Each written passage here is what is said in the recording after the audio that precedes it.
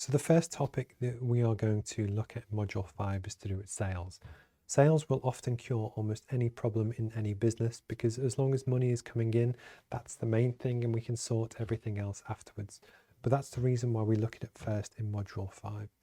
What we really want to do is get as much of your knowledge out of your head and down on paper as we can. And really to do with sales, it's looking at who are your customers, where are they based, how do you interact with them, is it online, is it in person, is it on the telephone? But actually also start to look at how do you add value to your customers. And the more we can get this knowledge out of your head, we can start to really look at sales and how can we best convert before we even go into the later modules on actual selling. But this is the strategy behind it so that we understand more about how we want to communicate and approach our customers and where are they based and how can we learn about them, which we also go into more detail in Module 7. And also we wanted to share a really good tip on sales, which is actually to do with if you ever go in for any form of kind of procurement or tender where the client might pitch you against 3 or 4 or 5 other companies to sell your services, really kind of look at your sales conversion rates. So I'll keep this simple, and the example we give in the book is that if for most tenders that you compete against 3 other bidders,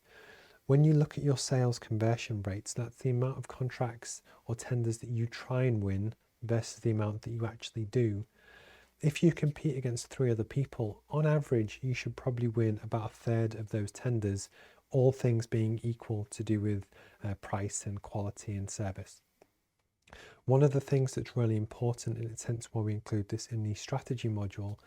is that before we try and sell more or do more promotion, we want to actually look at, is there something fundamentally wrong with your sales strategy before we simply try and do more activity.